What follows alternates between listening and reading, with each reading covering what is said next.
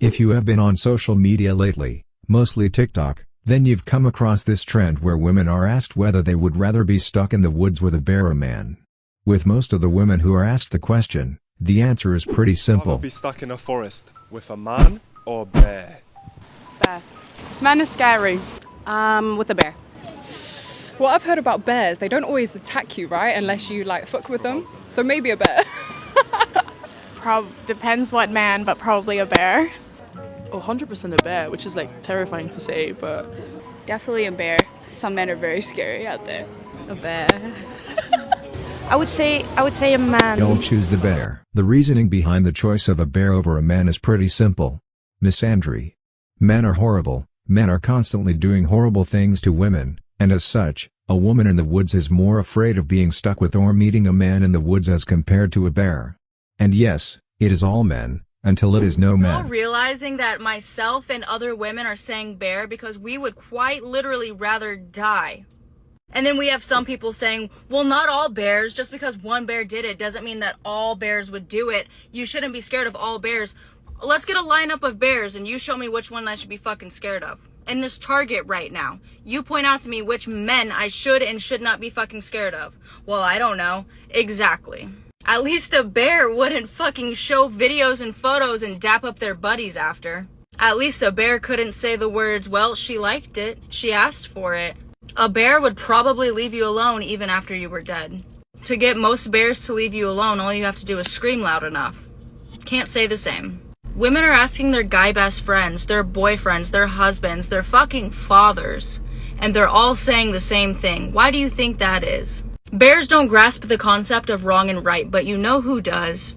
At least a bear didn't pretend to be your friend for months beforehand just to get what it wanted in the end. Some creators have even pulled statistics in justifying why it makes more sense, from a survival and a safety standpoint, for women to unanimously choose the bear over the men. On TikTok right now, women are responding to the question, would you rather encounter a bear or a man while alone in the woods? And most women are saying that they would rather encounter a bear, because they believe they are safer in the presence of a bear.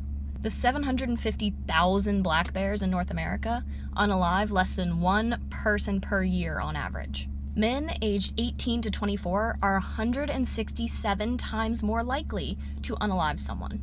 And the big thing here is that it's not just unaliving someone. According to RAINN, 1 out of 6 American women has been the victim of attempted or completed assault in her lifetime. Over half of women have reported experiencing, and only about 6% of men who commit assault against a woman ever spend a day in jail. So yeah, women are much more likely to be attacked by a man than a bear.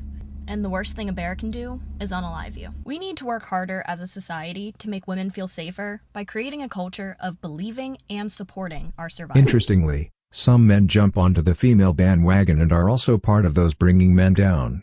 These men seem to understand the plight of women in a manner in which the rest who are offended by the women choosing the bear don't, and as such, they try explain to their counterpart. I've seen a bunch of stitches about this comment. I've actually not seen this comment, but everyone that doesn't get it blows my mind. The woman that I stitched makes the incredibly valid and reasonable point that an animal is predictable and you are able to reason with it. I go out in the woods a lot. I go out in national parks. I go out into like completely wild, untouched areas looking for animals because that's my hobby. Of course, a gecko's calling. Now, I've seen bears. I've seen bears way too close for my comfort. I've seen wild cats. I've seen wild cats way too close for my comfort. I saw a wild cat so close one time, I literally thought, this is going to hurt. Now, thankfully, nothing happened, but it was way too close. There's nothing I can do in that situation to defeat that animal, but I can bluff, I can posture, I can bang, I can get as big as possible, and there will be a logical reaction because predators don't want to risk getting injured, so they go, I'll take the next one. The scariest moment I have ever had in the middle of nowhere where no one could protect me was in the woods in the Southwest. I was in a forest. I was walking. It was me and a couple buddies, and we split to go like kind of around a different area. And I was solo, and I saw this dude. And I saw this dude after this dude saw me. And this dude was following me. And I don't know if this dude was following me because I was near his property line, or what? I was more scared when I saw that dude than I was when I saw a bear, when I saw a cat, when I have stumbled upon a dangerous animal that was this close to me because I missed it until it was this close to me. Never have I been like, this is the time that I might die, as I was in that moment. Never. Never. Now, I looked at that dude, he looked at me, I kept walking, he kept walking, we kind of paralleled each other for a while, and then I split back off to my friends, but I made sure that man knew I had a gun on me. That man got the ye old, and he did not stop flanking me, which was terrifying because he knew what the bang bang was, and he didn't care. Never have I been so freaked out. I have called my wife and been like, whoo, you won't believe how close I got to this dangerous animal or that dangerous animal. Or, whoo, we rounded the corner and we saw a big mammal and just went boop, boop, boop, boop, back around the corner. That dude, I was like, that shit was scary. And obviously, I have way less reasons to be scary than the topic of this video. Yeah, a man in the woods, the most terrifying predator in the woods. From this trend, it's safe to conclude that women are wary of all men. Forget about the fact that only a very small proportion of men are actually involved in any criminal activity at any given point in their lives, let alone violent crime. Interestingly, violent crime is a male issue. Women only outnumber men in sex-related crimes, that is, sexual assault and rape, with men being disproportionately affected by assault, aggravated assault, robbery, and homicide. Men are responsible for most violent crime, with most violent crime victims being men. For instance, when men and women kill, they prefer killing men to women. From a statistical standpoint, it makes sense for both men and women to pick the bear over a stranger in the woods. Consider the fact that men are more susceptible to crime by a stranger compared to women, which means that women's claim of being more afraid of walking in the streets compared to men is purely based on misandry and feminist propaganda. Anyway, back to the man versus bear trend, and women being wary of dangerous men. There's something interesting that was brought up by one creator, which is the subject of this video. Too much. This hypothetical question about this bear versus man in the forest is about to get a lot of y'all feelings hurt. Some of y'all women, you're doing too much. You are the bear in the forest. You need to be scared of yourself. At the end of the day, a lot of y'all are running around acting like you so scared of men, acting as if you fear for your life on a day-to-day basis. Girl, men don't even pay you no mind on a day-to-day basis.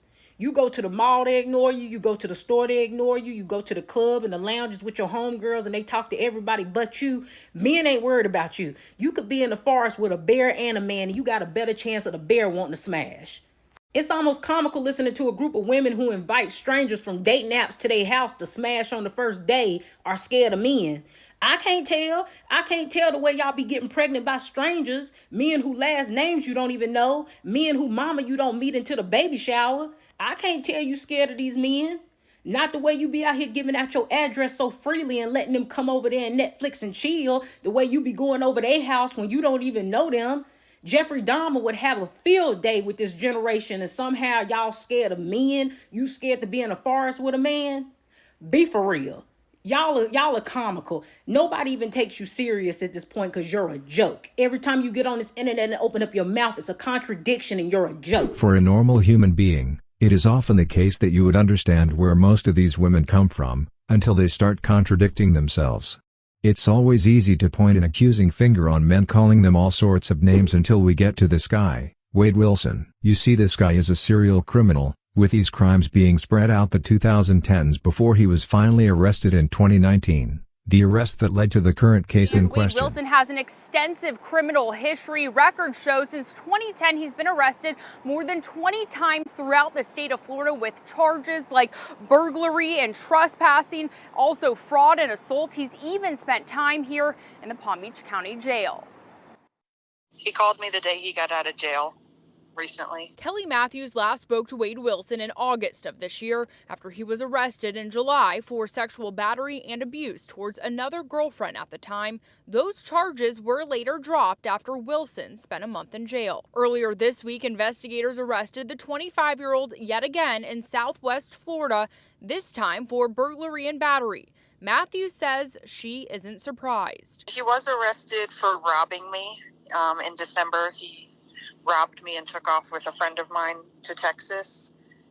So they went after him for that, and he got probation. Then 2 months later, she says things got much worse. She claims he kidnapped her, took her to the Keys, and sexually assaulted her. I thought he was going to kill me that night. Matthews says she's been in contact with Wilson's dad since learning that he could have a connection to 2 homicides in Cape Coral. Friday, Cape Coral police in the disappearance and death of Diane Ruiz and Christine Melton. The man accused of murdering 2 women in Cape Coral just tried to escape from jail, but Wade Wilson didn't get too far. Wilson is accused of 2 brutal murders in Cape Coral. Almost a year ago to the day, police say Wilson went on a drug-fueled killing spree, murdering 2 women in 48 hours. Christine Melton on the left and Diane Ruiz closest to me. Tonight, Wilson, along with his cellmate Joseph Katz, are even more trouble. Reports say they tried to smash through a window and break out of jail. The attempt to flee his prison cell comes almost 1 year exactly after Melton and Ruiz were found dead. Diane's boyfriend can vividly remember. October 7th was the day he killed her and she became missing. So I'm not looking forward to that day. Ruiz was found dead in a field in northwest Cape Coral. Melton found dead inside of her home. As family and friends continue to grieve the loss of Melton and Ruiz, they're relieved to know Wade Wilson will be sleeping right where he woke up, behind bars. He should be locked. Then he sought an interview with NBC2 News by constantly writing letters over 6 months. In this interview, he maintains his innocence, while exposing a plot of being hired to murder some baby mama for another inmate to get their assault and battery charges dropped. This man, Wade Wilson, is accused of brutally murdering 2 Cape Coral women, Christine Melton and Diane Ruiz. He's been in jail since 2019 awaiting trial. And recently, he sent us dozens of letters with some wild accusations. These are all the letters Wade Wilson has written to NBC2 over the last 6 months. He really wanted to talk with us. I know what you're thinking. Why would we listen to a man accused of some pretty heinous crimes? A man with a long rap sheet at that. Well, we found out he may be involved in even more than we once realized. Wade Wilson had a lot to say in his first and only on-camera interview murder charges more than 3 years ago. And I had a lot of questions. Did you kill Christine Melton and Diane Ruiz? No, absolutely not. Absolutely not. No surprise there, considering he pleaded not guilty. He seemed confident, even smug at times while sporting his orange jumpsuit and new face tattoos. I'm not a monster. Yeah, I'm not a saint either by any means. I've made bad decisions in the past, of course. While Wilson is accused of taking 2 lives, he claims to have tipped off investigators about a plot to kill another woman while behind bars. According to an arrest report late last year, Tristan Gendron asked Wilson to help kill the mother of his child, so his domestic abuse charges would be dropped. Wilson couldn't do it himself. He was in jail. But Gendron asked if his crew on the... He just thought that I was the person to ask for that. This is a copy of the note Gendron wrote Wilson in jail with details of the hit job. It came with a $200,000 payout. Gendron said the money was in a safe at Gendron's funeral and cremation services in Fort Myers. People would accept $10,000, $200,000, surely, but I'm not that type of person. Instead, he reported it to the state attorney's office and became a sworn witness. I don't know her personally whatsoever from a can of paint, but it doesn't matter. She's a person. Investigators later found out there was a safe at the funeral home with cash inside, and those security codes in the note were accurate. It doesn't worry me. It worries me only because of the level of corruption around here in Fort Myers that I was involved with. We learned some of that evidence may include a confession, which Wilson says he was forced to make after he was charged. When coming to jail, I knew that I had to get something out there as far as a confession because I was told to do that. Otherwise, my parents were going to be harmed. My children were going to be harmed. Wilson's own father spoke on the record. He told investigators Wilson called him after spending the night with Christine Melton, asking for help. She was a server at a Cape Coral bar. Wilson's father said his son admitted to strangling Melton while she was sleeping and then rolled her up in a carpet. Wilson admits he met Melton at a bar the night before she was found dead and slept at her house, but claims she was alive when he told his dad he then picked up a lady, asked for directions, then choked her and ran her over so many times he made her look like spaghetti. I was forced. That wasn't a call that I willingly wanted to make. Investigators say that other woman was mother of two, Diane Ruiz. But as far as Diane Ruiz, I never ran across her, never seen her, and there's nothing that will say otherwise than that. Wilson only briefly mentions Ruiz and Melton in his letters, never giving these women the dignity of saying their names, just that he was set up. He talks more often about a high-profile case of another Cape Coral woman, Lauren DeMolo, who hasn't been seen since June of 2020. Wilson admits he is trying to save his life, but it will be up to a jury to figure out fact from fiction. And he maintained his innocence as it pertains to the murders of the two women even before the case went to trial. Are you guilty of those murders? Did you commit those murders concerning Christine Melton and Diane Ruiz? No, ma'am, I did not commit these murders, and I'm innocent. I did not, no, ma'am. To let everybody know, I did leave the Buddha with Kristen, okay? I left with Kristen, and it was me, it was Kristen, it was one of her friends, Kristen's friends, who I don't know the name of. I'm not sure what her name is. And also another individual, which was a guy that was at the Buddha as well. He was there. He came with us, so we all left. Me and Mila have a 2016 Dodge Hellcat, and we all left in the Hellcat, and we went to and the guy that I'm telling you about, I don't know his name. I'm not sure who he was. He was an individual net at the Buddha, and but we went to his house first, and again, me and Kristen were continuing to be intimate together, and this went on for, I don't know, me and her together maybe an hour. So I just want to confirm with you, the last time you saw Christine Melton, she was alive. Correct, she was, yes, ma'am.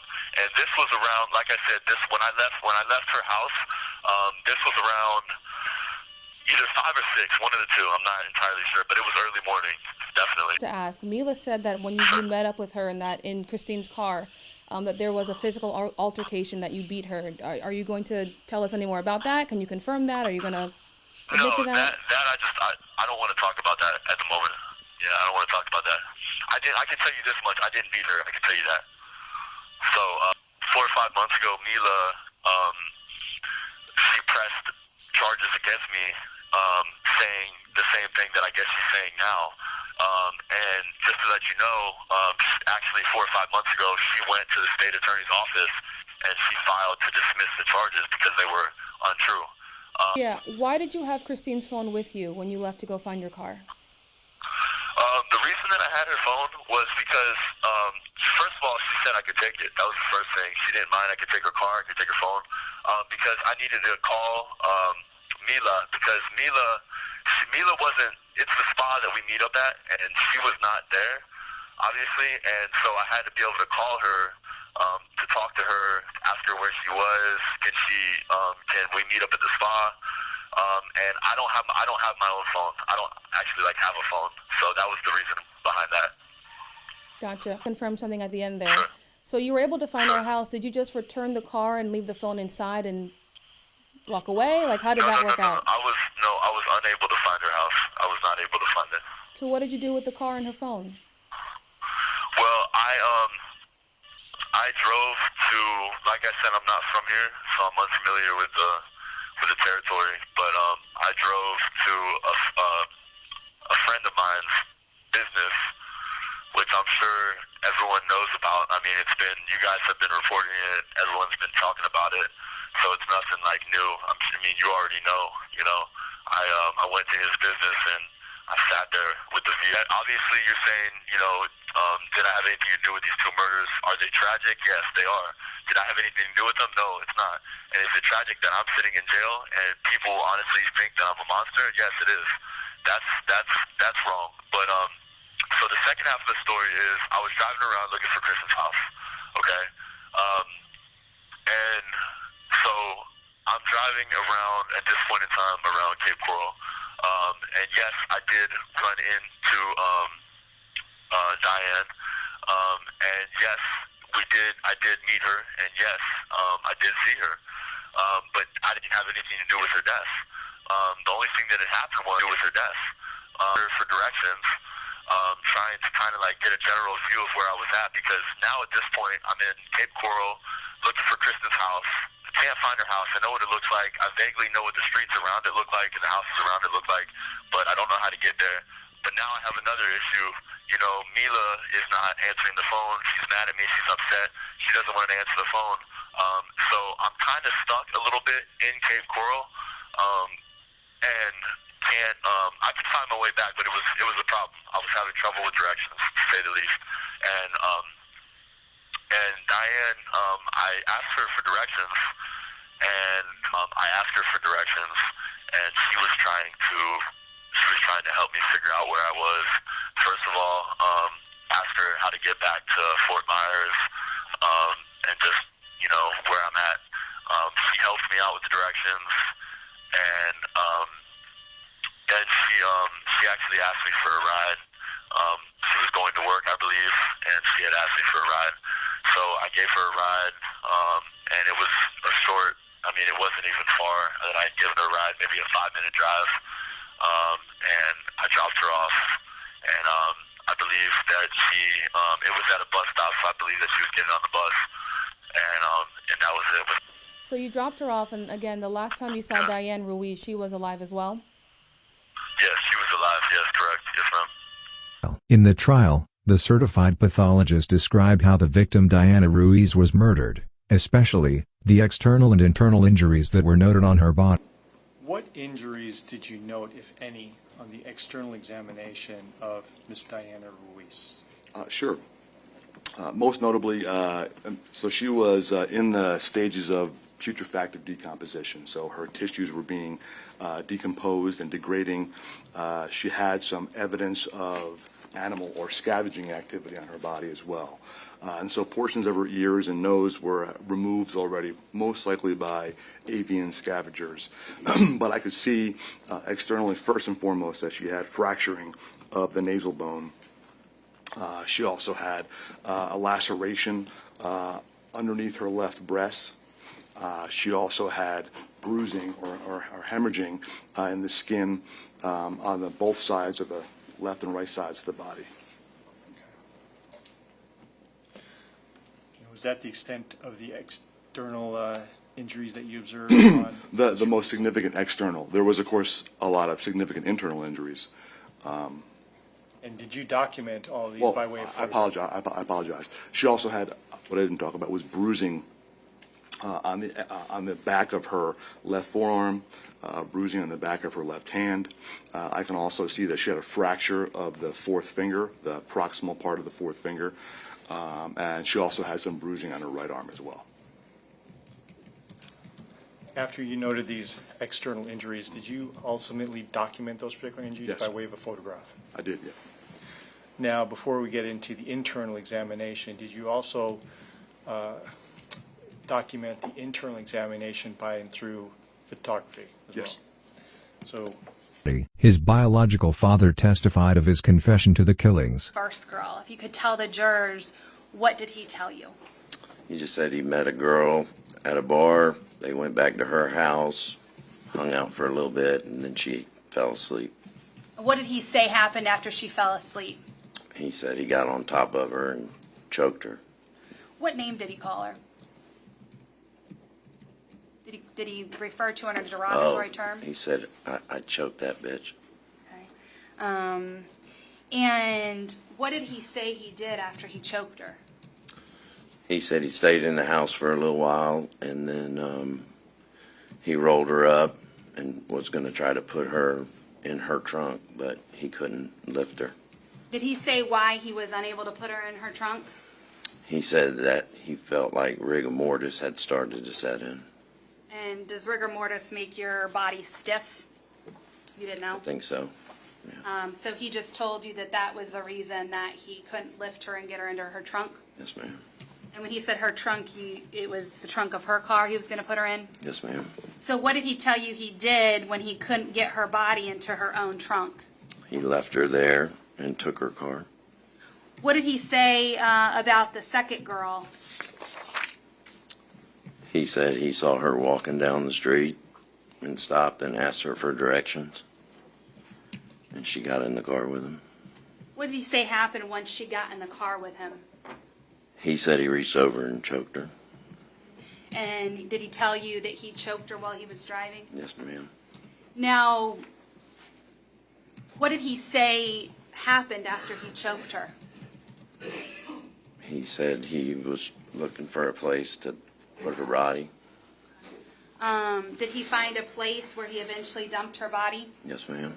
What did he tell you about the situation when he got to the place where he was going to dump her body? He said that he pulled her out of the car and realized that she was still breathing. So what did he tell you he did when he realized she's still breathing? He said he got back in the car and ran her over until she looked like spaghetti. As he's telling you all these things, what's his demeanor as he's telling you? He was excited. When you say excited, what do you mean by that? I felt like he was wanting me to feel the way he felt about it. Did he seem proud of it? Yes. Did he seem to show any kind of remorse? No, ma'am. And was he able to go into great detail about both of these ladies' deaths? Yes, ma'am. The second girl that he killed and left in this lot, did he think that she would be found? No, ma'am. He seemed to think he did a good job hiding her body. Yes, ma'am. Now, the whole time that he's telling you these details, is your wife hearing any of these details? I had the phone on speakerphone. Now, prior to him telling you these details, how did you feel about turning him in to law enforcement? I initially wanted to help him. Did you feel conflicted about giving him over to law enforcement initially? Yes, ma'am. At some point when you're talking with him, did that feeling change? Yes, ma'am. Why? I just thought, what if that was my mom or my daughter or sister or wife? I wouldn't want somebody to do that. And did you have additional concerns of what might happen if you didn't turn him into law enforcement? Yes, ma'am. What was that, sir? He would have done it again. Now, after he's telling you all these details, do you know where he's at when he's telling you these things? I just knew he was in a house that he broke into when he was running from the police. Did you know the actual address of this house he broke into? No, ma'am. Now, when you were talking to him and you decided that you needed to give the information to law enforcement about his whereabouts, how did you get that address from him? I told him I was going to send him an Uber, and I needed the address of where he was. Were you actually going to send him an Uber? No, ma'am. And so when you told him that you were going to send him an Uber, did he give you that address? Yes, ma'am. What did you then do with the address he gave you? My wife was messaging with the officer. Now, is your wife messaging with the officer during the course of these details that he's telling you? The last part of them. And so she's relaying what your son's telling you to law enforcement? Yes, ma'am. Then the victim's close family and friends spoke in the trial, directly addressing the killer. Christine Melton was my best friend and my cousin until October 7th, 2019.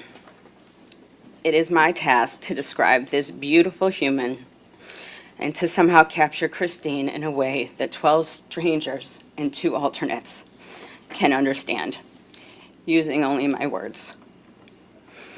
And I will do so sitting no more than 20 feet from the convicted, who beat Christine, murdered Christine, and threw her away like garbage. I hope you will understand this is not the ideal scenario to be sharing personal stories, although you would have loved them. There are no words to lovely Christine Ann Melton, but I will try. She was precious, not just to me, to everyone who knew her. She was a daughter, a sister, an aunt, a niece, and a cousin. She was loved, and her life had value. Christine was remarkably funny and an entirely unique personality. If you were with her, you laughed. We laughed every single day. When you were with her, you felt safe and understood, never judged. She was a relief to your soul just to sit next to her. She had a way about her. Children loved her because Christine was good and they could feel it. She wasn't an aunt. She was the aunt. Christine was the godmother of my son, and it was her greatest honor and one that she deserved. Our children miss her in ways I could never articulate, and it is gut-wrenching to see them so destroyed. They were robbed of her. Christine will never experience motherhood, a role she was born to play.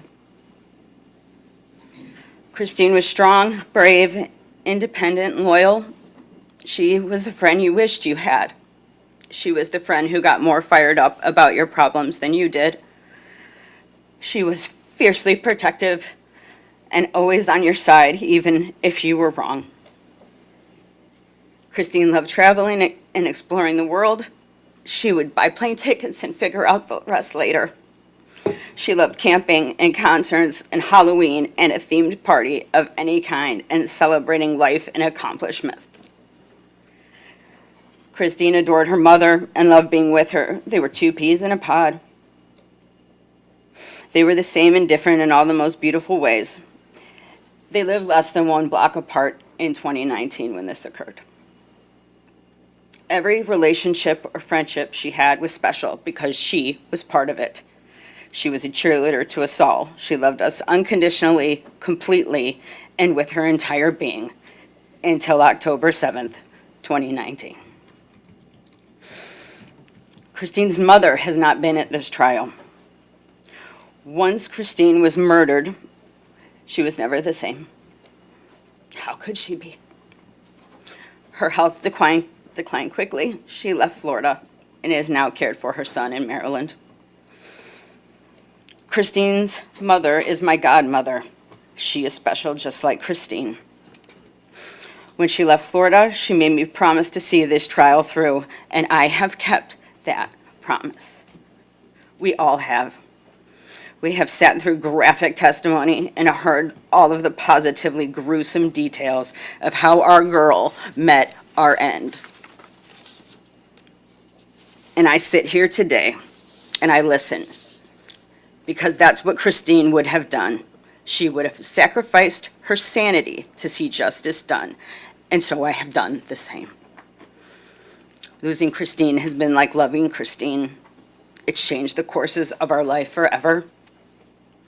The loss of Christine is a wound that will never heal. Never.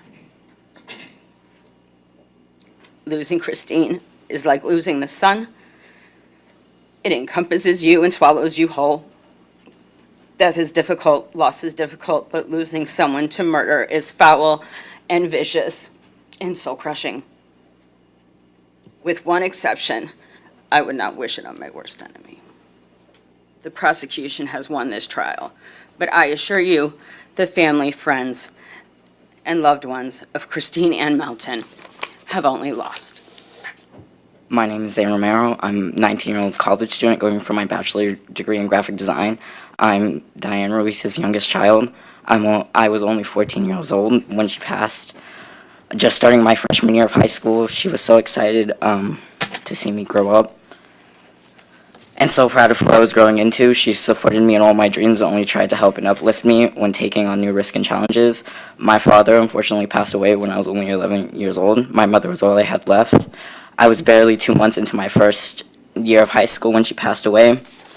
I was in marching band, and the week prior, she was telling me how excited she was to go and watch me perform at that weekend's football game.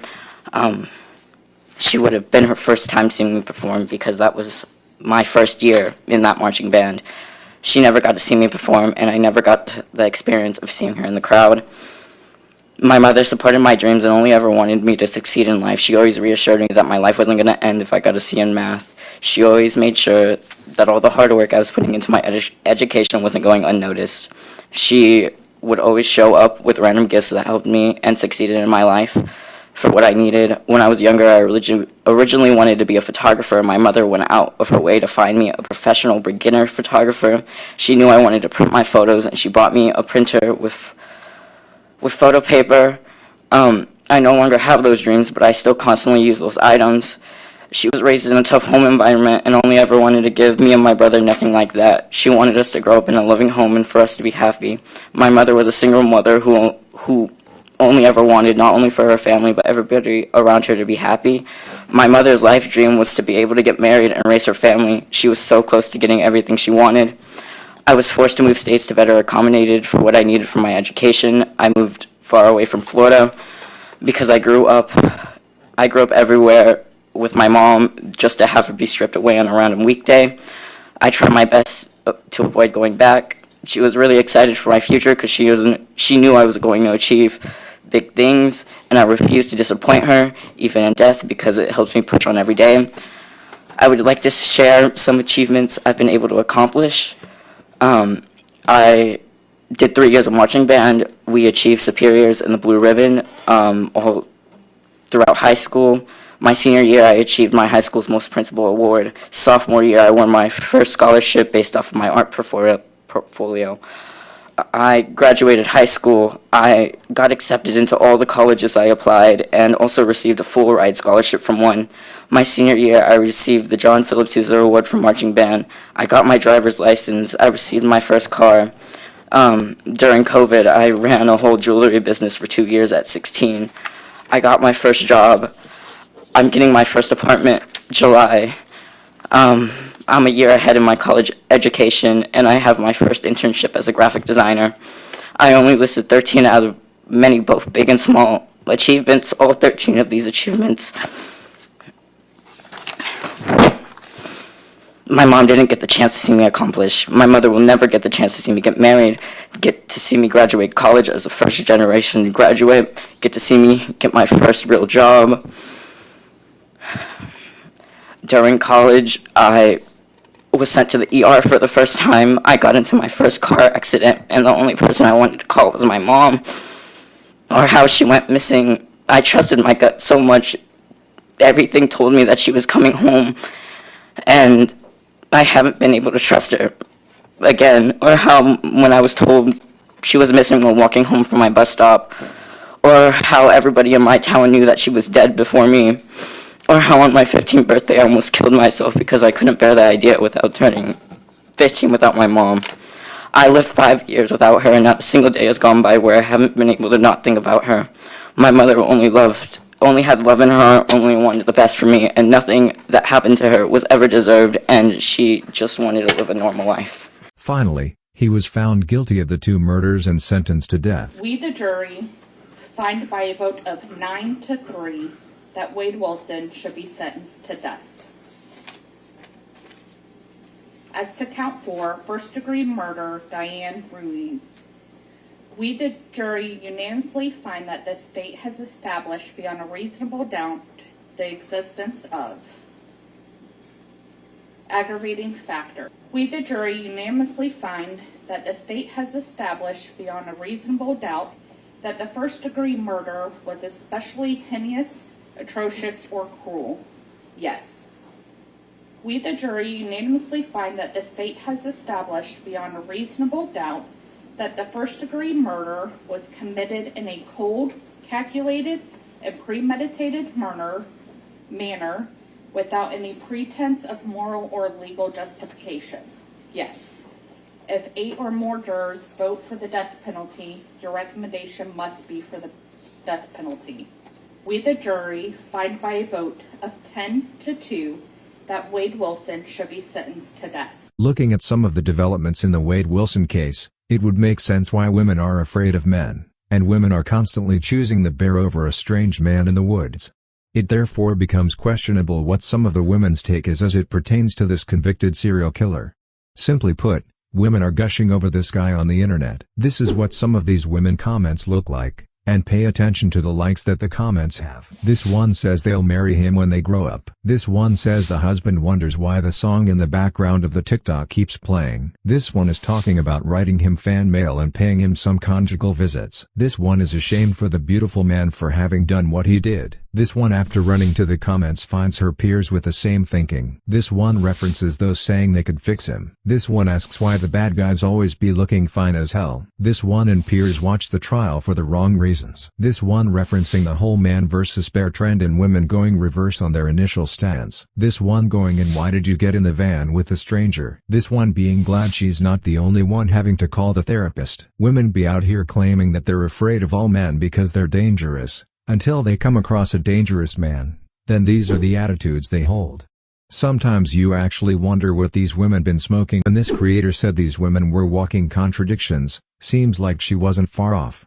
These women claim to be so terrified of men that they would prefer being in the woods with a known killer animal, and yet still go ahead and gush over a serial killer. If you think that these comments are weird, wait till you realize that majority of women, at around 62%, have grape fantasies, with the frequency of these fantasies being 4 times a year, or once a week for approximately 14% of the respondents involved in these studies. Some sources point out that the prevalence of grape fantasies could be underestimated because the underlying research does not examine forced anal sex, forced oral sex, and grape by a woman.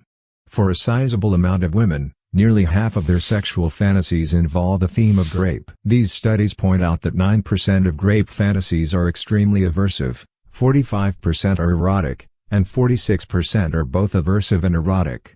From these stats, it is clear that aversive grape fantasies are extremely rare, and they are characterized by genuine non-consent and minimal to no arousal at all. Other sources suggest that 50% of grape fantasies are fearful, 29% are completely sexual, and 21% of the fantasies are both sexual and fearful. Grape fantasies involve the use of physical force, the threat of force, or incapacitation to coerce a woman into sexual activity against her will. In sexual fantasies, the woman imagines being approached by an attractive man, but verbally rejects the sexual encounter, with the rejection being accompanied by aggressive seductions that result in arousal. The aggressive seductions involve the woman being tied up, unconscious, asleep, or intoxicated. For the record, a significant amount of grape and SA involves the women being intoxicated. Women who categorize their fantasies as erotic often report only a token of resistance, that is, not a real attempt to end the fantasy, a highly attractive male using minimal force, and high levels of sexual desire. The man in this case is often overtaken by her beauty, as well as uncontrollable longing to enhance her pleasure. Some erotic fantasies contain a powerful, ruthless, and uncaring brute, and somehow, these fantasies are exciting to women. In 3/4 of erotic rape fantasies, consent changed from initial unwillingness to full involvement in the activity. In half the erotic fantasies, the male is a current or ex-partner, with the male being an acquaintance in 1/5 of the cases. In half the fantasies, the perpetrator is driven by physical desire or romantic attraction.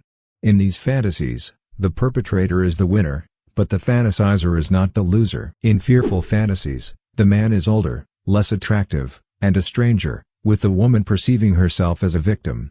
The fearful fantasies contain coercion and painful violence, with little to no arousal. Women with fearful fantasies are more frightened, guilty, disgusted, embarrassed, and less thrilled about having the fantasies. The aggressive approach to overcoming non-consent in fearful fantasies often causes bodily damage, with again, the perpetrator being a stranger or faceless. Some fantasies are both erotic and fearful, characterized by a mix of arousal, excitement, fear, and a wide range of changes in the context of consent. Noteworthy, in a third of the cases, consent changes from unwilling to willing. In another third, resistance remains constant throughout the experience, and in less than a quarter, consent went from willing to unwilling. In a quarter of erotic fearful fantasies, the attack leads to bodily harm. In another quarter, the perpetrator used abusive language, and majority contains minimal resistance, be it physical or verbal.